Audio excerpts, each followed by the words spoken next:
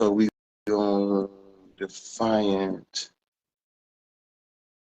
We gonna get Defiant in here too. Okay. Okay, so we are in here. Accept. Go live, Mr. Bob. We are there. All right. Now, I think he's gonna pop up, right? Don't mind me, y'all. I'm trying with this. I don't know my dog. Oh, there you go. Oh, this is Defiant. Hello, hello, hello. Nice to meet you, brother. Oh, we're trying to get Bob in here. Hold on. Bob Marvin in here. Hold on. Accept. Go live with Bob. I accepted it. Hopefully he pops up in here. How's it going? Pretty good. How you doing? I'm glad that you actually came and became a part of our life. Right It said, on. hold on. It says Bob is unable to join for some reason. Can't wait to talk to you about everything you do. I think breeders are so interesting. Oh, here we go. Defiant. Hey, what's up? Hey, what's going on, Grummy? Not much. What's Yes, up, sir. Yeah.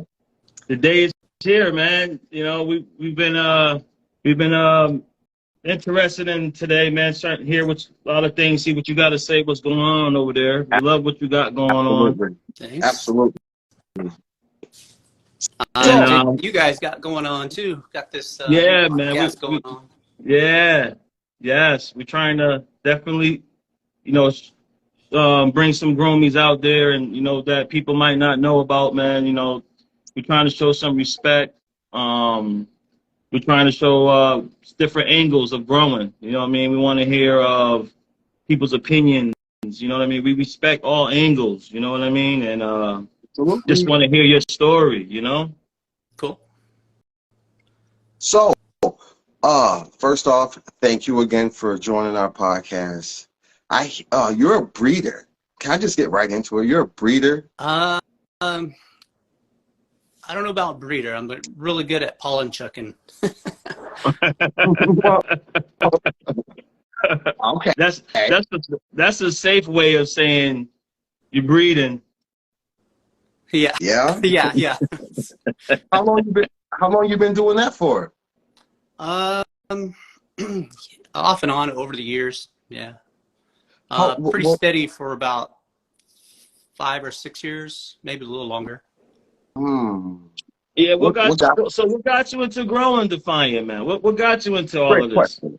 Yeah, I grew up with it. So family, you know, it was around all the time. You know, friends and we always smoked, like many of us. Just grew up with it. One day I started growing some plants, and yeah, off and on. Of course, you know, family too, grew up with, you know, growing our own food. Like you guys got gardens. A lot of people have gardens out there. So same thing. We learned to take care of ourselves, right? So your whole family been a green thumb. Yeah. That's awesome. Your whole family grows? Well, you know, I grow vegetables or whatever, but yeah, sure. Oh, that's pretty cool, bro. I hear you brought a couple strains. Talk to me about the process of it, because I'm newer than probably anybody on Instagram when it comes to the knowledge. Can you hear me okay? Yeah, okay. So what is the question? What the strains that you experimented with, and are they sativa indicas? A lot about what you do. Like, I know you use hydroponics, but I'm trying to go slow for you. Okay, so I do have some that are bred to be basically, you know, the same thing over and over. Like I have some cultivars that you can plant and you should be able to get the same results every time. That took a few years to actually. Now that was on a breeding program, so that's where you take whatever your crosses you're going to do. I have a indica and sativa cross, and start selecting for the, you know, what you want in the plant, right? All the profile of the plant that you want to see, and start selecting from certain plants and start crossing those. And eventually you'll have a pair that start to, show all the traits that you've been hunting for or been selecting for. Yeah. And once you have those fairly, stable in that line where you started creating the line, what I did is I'll create 2 lines of them. And then in the end result, when they're pretty, stable, and I'm seeing the majority of what I like to see in it, I will cross those final selections. Those 2 crosses should bring out what you've been doing every time in a seed, or more or less in a seed form. So those are the ones that I will hand out. I know they're steady and for the most part, stable genetics. You'll get some funky, sweet smells and some good size flowers out of it. That's BC actually. Wow. So that took some years to do. Yeah. It took a lot of experimenting. Do you grow with any? What was the question I was going to say? Okay, what are some things that you look for when you're breeding plants, like some qualities in the plant that you may? We'll take BC for example. It was actually for a legal grow that I was involved in, and so there were certain things we wanted to do. We didn't want to have everything that everybody had on the market, so we started breeding our own and selecting something that was totally different, or tried to be anyway. We knew before it actually became legal, when this really started, was before getting into the system. We started making selections for things that were productive, so it had to have some size to it. It had to meet some flavor quality, something that was different but still pungent, strong. And so it was that, the size, and as time went on selecting for production, we knew we had to make weight goals, but we didn't want just, chunky big flowers. Right. So there were flowers that were producing good clusters in one flower, and the individual nugs, once broken apart, were actually making about a 5-gram dry weight. So that's what we shot for, is to have that when it went into market, to have a 5-gram weight. The majority of the flour that came down and chopped up was a good nugget, Yeah. So those types of things that was being, looked for during the selection process. Yeah. Very, very interesting. So very. So I seen that Lebanese, and you crossed it with the Oxycontin, right? Oaxacan, yeah, Mexican Oaxacan. And is that what you popped recently? Yeah. So during the time before the legal grow, and we were getting into it, we knew things were going to be locked out, genetics. It was just you could see it coming. So we gathered up as many different genetics as we could, and tried looking for the very oldest and most stable stuff we could find. So we'd have some type of background to work off of eventually, So yeah, and now I'm just trying to preserve those. So yeah, the Lebanese Oaxacan wasn't an intentional cross. It just, I was showing what the Lebanese looked like, some of the older genetics that, aren't around really anymore.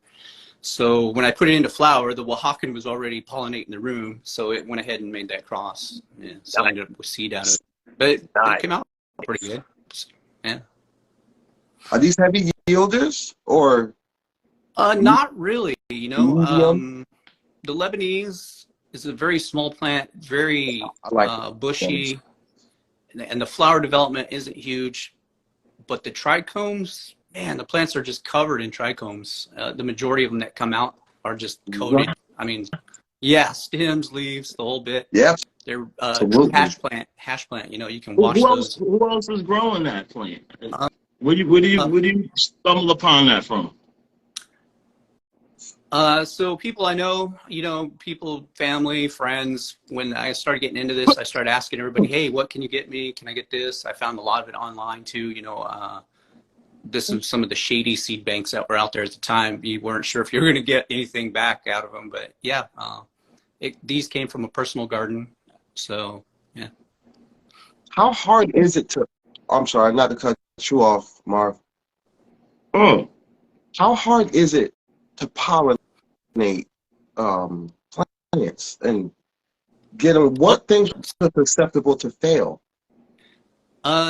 It's fairly easy. I mean, you run in the same environment you're going to run in. You don't want too high humidity or anything like that, or wet environments. But it's actually really easy to make seed.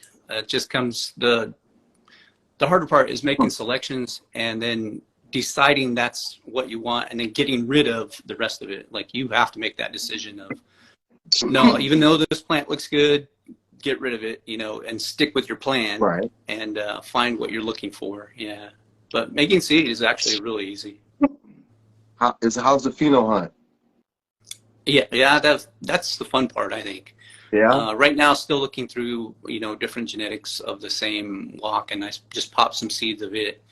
And basically, I want to save the Oaxacan side, right?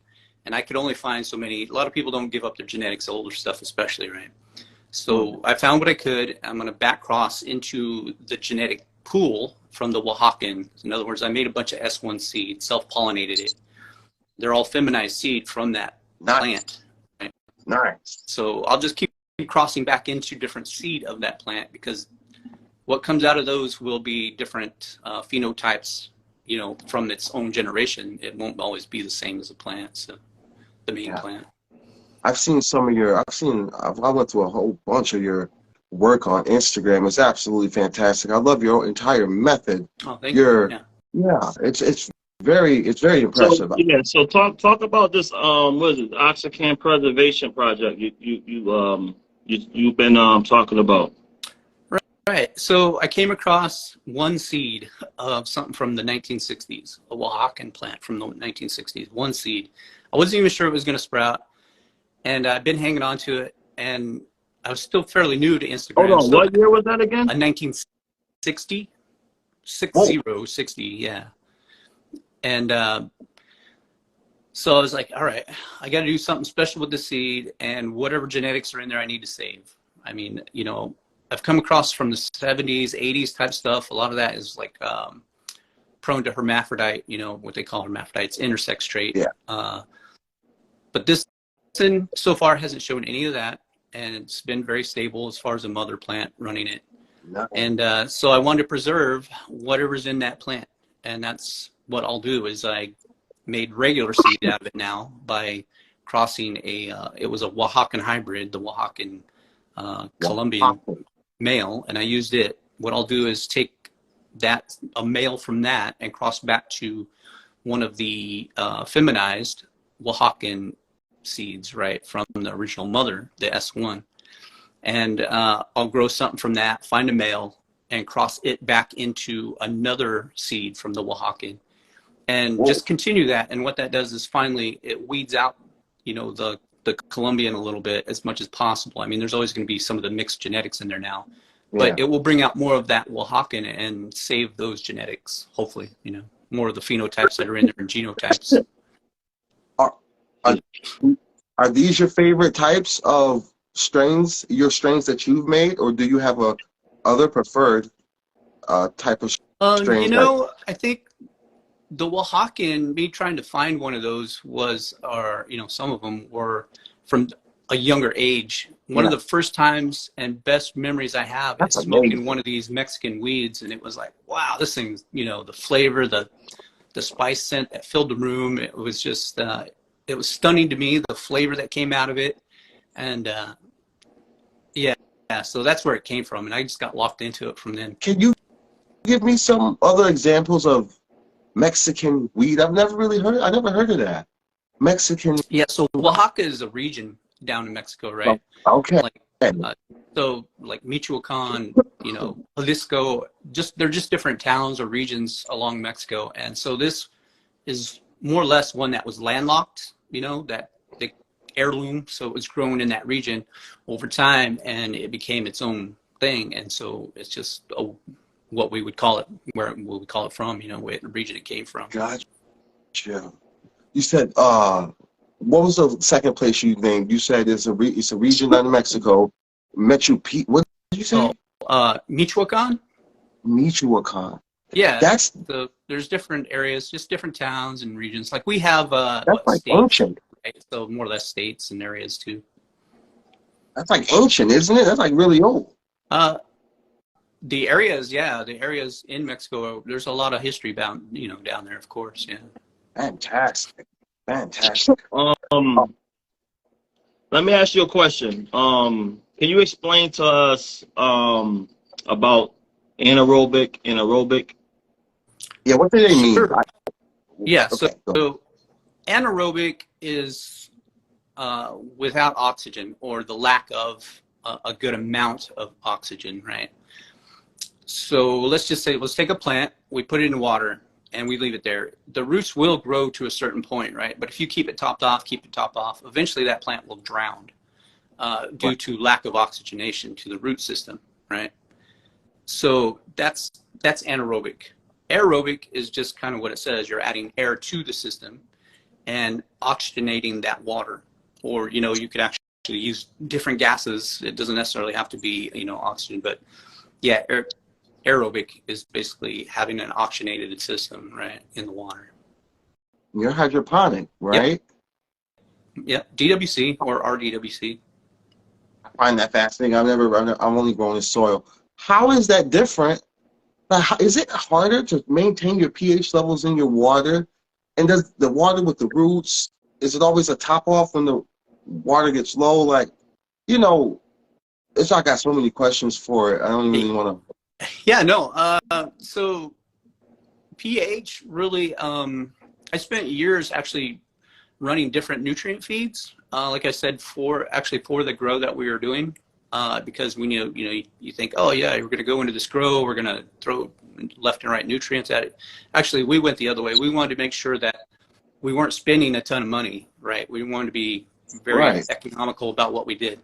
So there were actually about 4 years of running different nutrients 1% at a time on one clone, like running one clone of the same thing to find the differences in the nutrient feeds. Gotcha. And alkalinity, keeping that pH stable, lime is a biggie for me in the feed that I made. It keeps that stable. I can leave it alone for like a week and a half, 2 weeks almost before I have any problems. It'll probably eat up all the nutrients, but if I was in a reservoir, I wouldn't have to worry about it. There's enough pH buffering system in the nutrient to counter any acidic type situation. So if you have nutrients that the plant eats and it drops the pH as it eats, because the plant is putting things back into the water or back into the soil, same thing. You need some type of buffering system, and lime is a good one. It turns, I like to say, it turns that calcium into calcium carbonate, and that counters the acid situation that's being created. So I like to say it's Tums for your plant, right? Yeah. You have a tummy ache that's acidic, right? You take Tums, and what that does is create a different acid in the stomach. It counters that and balances it out.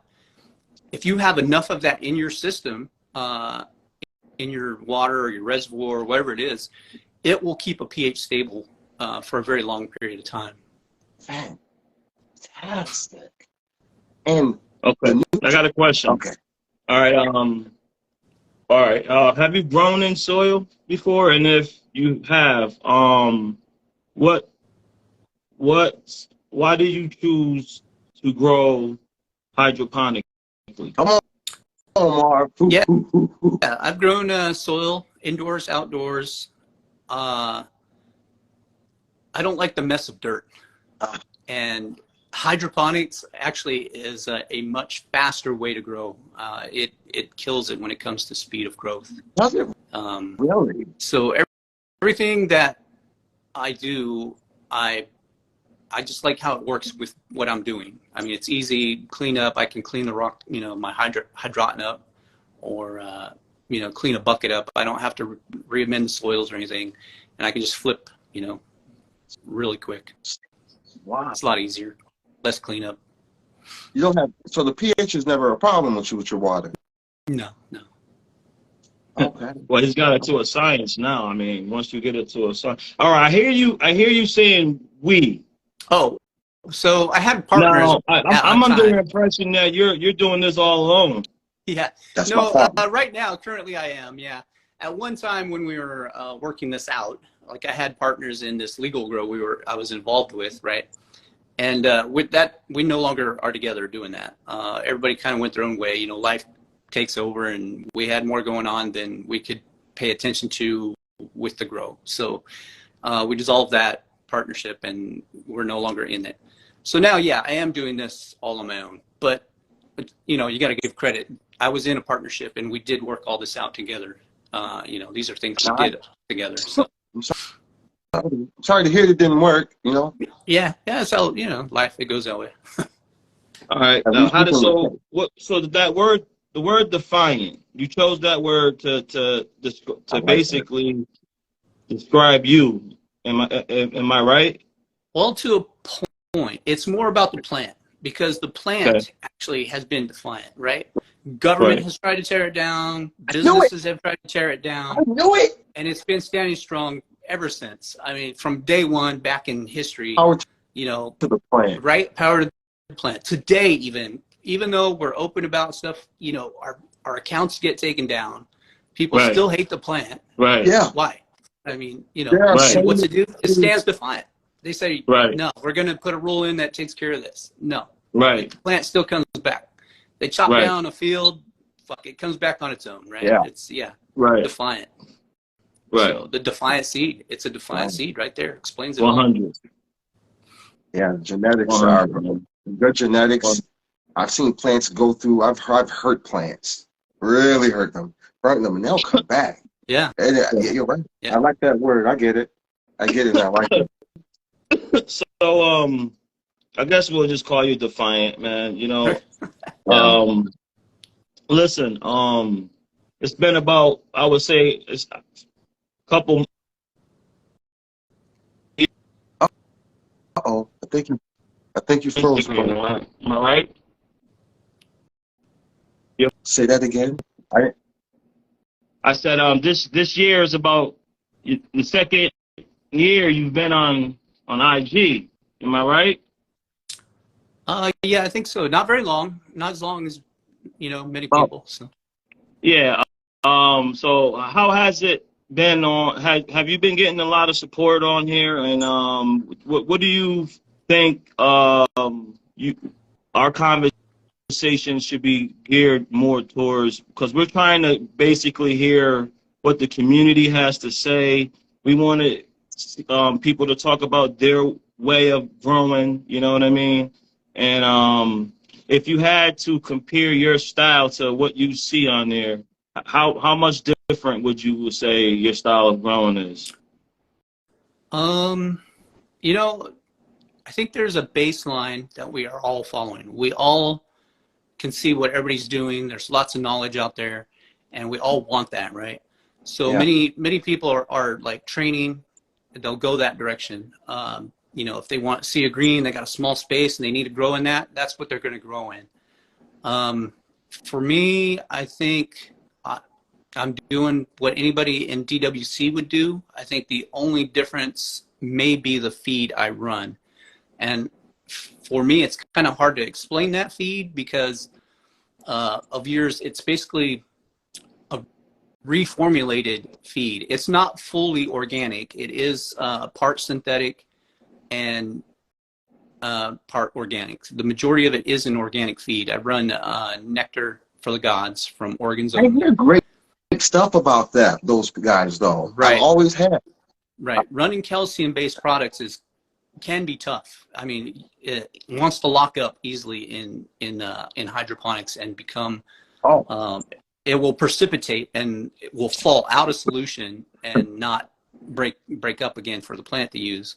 So like I said, it took a couple of years to figure out how to keep that saturated and available for the plant. And that's part of that anaerobic, you know, I'll create the feed, put it together and leave it set in there and just keep it broken down that way in an anaerobic situation. There's still, you know, biology going on in that situation, even though there's lack of oxygen. It's just a different type of life form, keeping that broken down. In fact, how they, pretty sure that when they create their feeds, that's how they do that. They, you know, they're using different types of anaerobic states or ferments to keep that broken down. Like we eat fermented food. It's the same thing. It brings out that nutrient in it, you know, and it just keeps it readily available for the plant, just like it would for us. Oh, wow. Right. Wow. So so I don't know if I'm answering your question, but so that's about the only difference. And I think I would ask maybe, you know, how people keep that stable, kind of like what you're asking me. I think you're doing fine by asking how your line of questioning is going good. I mean, I'm new. I don't know what the hell I'm talking about either, but. Yeah, you do. You got some good knowledge, man. I like peeling back the layers of your brain. Right. So do you got any advice if for first time for people who's thinking about growing hydroponically, what kind of advice would you give them?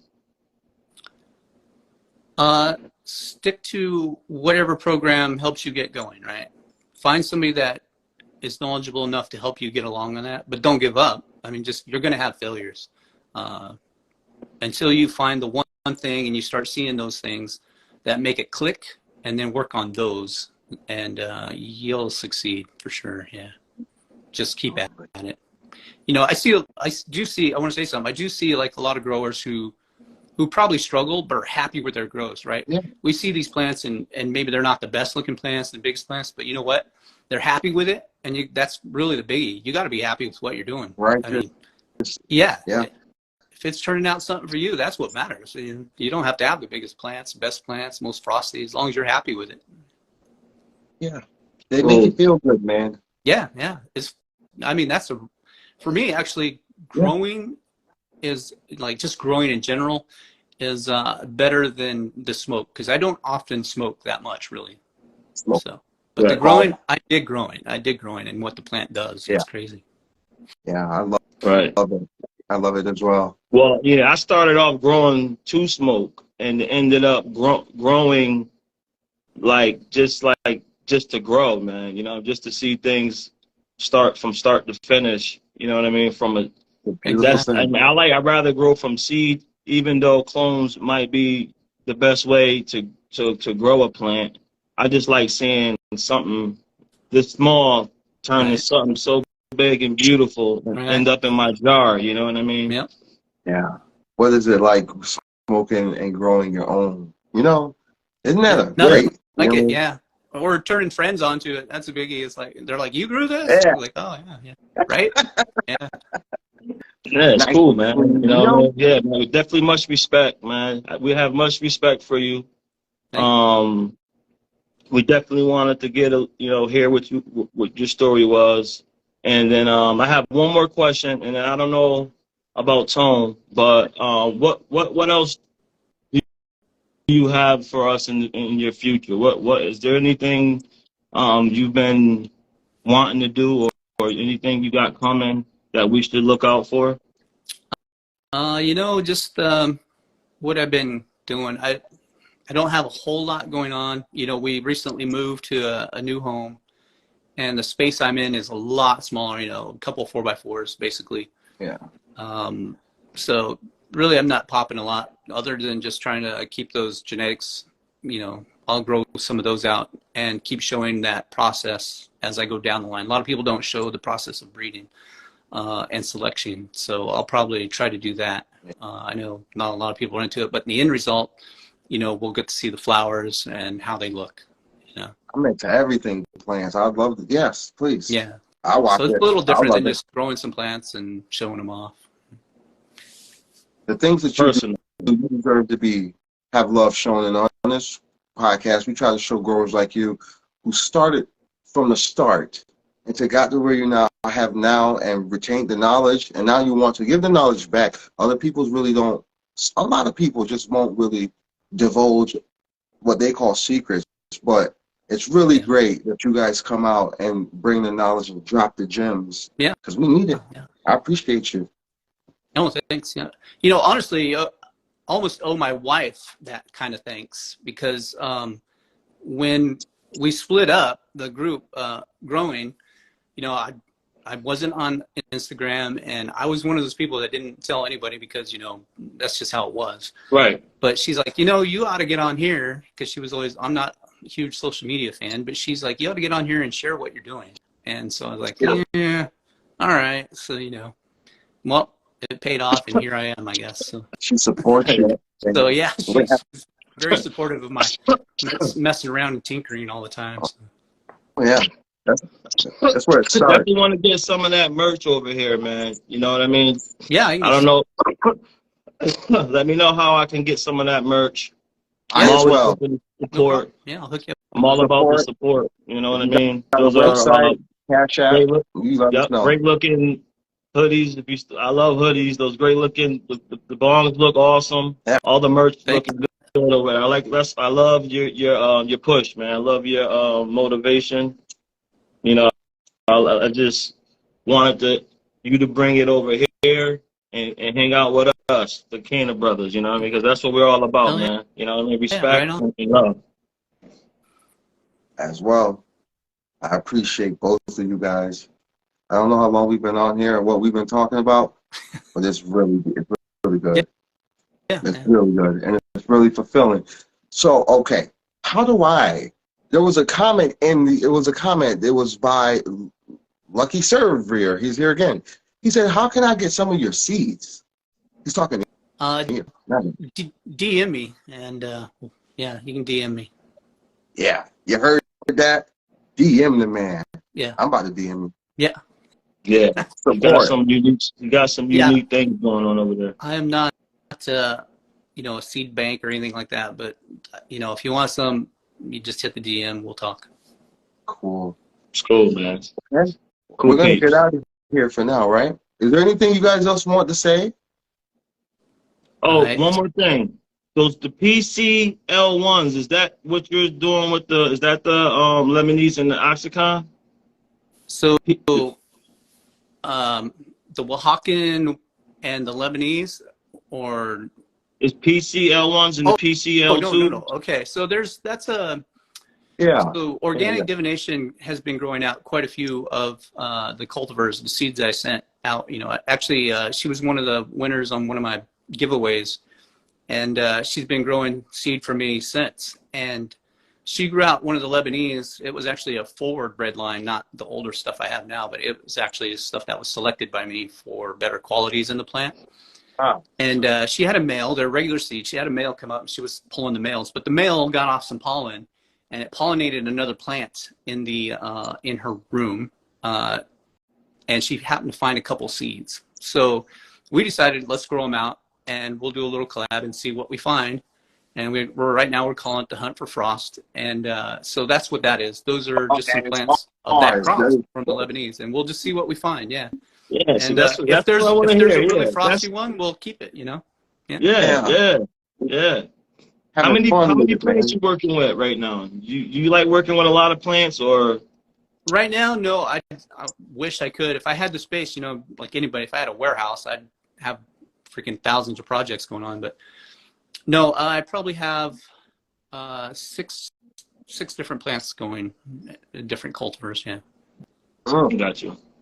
Absolutely, that's amazing. So you guys are just working and pushing. I love it. Yeah, don't stop. Okay. Right? Yeah, man. I really admire your ambition. Oh, but Marv's cutting out. Are you still there, bro? Okay, I'm here. All right. Would you like to wrap this up? Yeah, I figured we could wrap it up, man. I'm out of questions. You're out of questions, man. And we hope to see you again on the show once we get this rolling again. And we hope to see you again and see what else you got coming for us. I dig it. Thank you for having me on. That's pretty cool. Yeah. Salute, my man. Check y'all out later. That's awesome. Bye.